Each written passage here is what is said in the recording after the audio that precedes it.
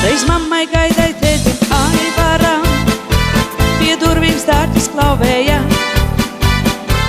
un skaistā otrā maija svētdienā viņš viņiem meitu atnesa. Pēc pirmā skaļā bērna kliedzienā bija zināma jau nākotnē, spriežot pēc melodiskā brēcienā, būs viņu meita mūziķē. Saki jā, saki nē, tev šodien santiņā ballē. Saki jā, saki nē,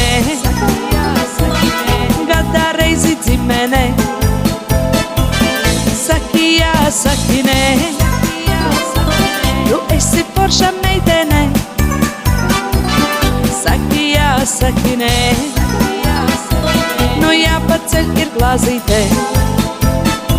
Tā gāja dienas, gāja mēneši, tā projām gadi aizsteidzās, un tas jau pats par sevi saprotams, ka grosu santa paaugās. Un garlaikojoties un slinkojām, to neredzēja it neviens. Gan Artekā, gan tepat Latvijā bija aktīviste numur 1. Saki jā, saki nē, tev šodien santiņā ballē. Saki jā, saki nē, gadā reizi ģimenē. Saki jā, saki nē, tu esi forša meitene. Saki jā, saki nē,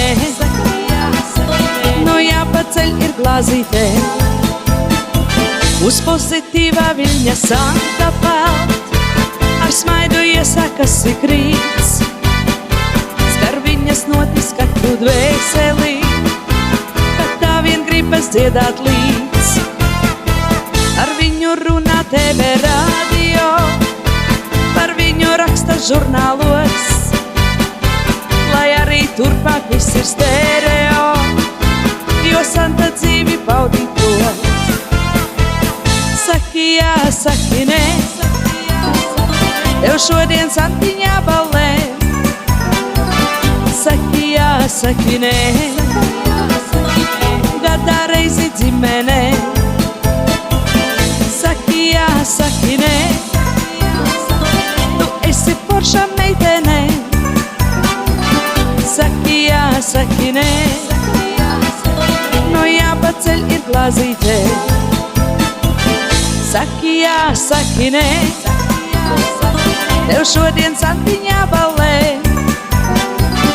Saki jā, saki nē, gadā reizi ģimenē. Saki jā, saki nē, tu esi forša meitene. Saki jā, saki nē, nu jāpaceļ ir glāzītē.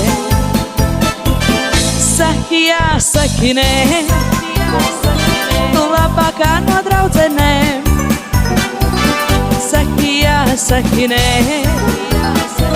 tu tiešām super sieviete. Saki jā, saki nē, tev šodien santiņā ballē. Saki jā, saki nē, nu jāpaceļ ir glāzītē.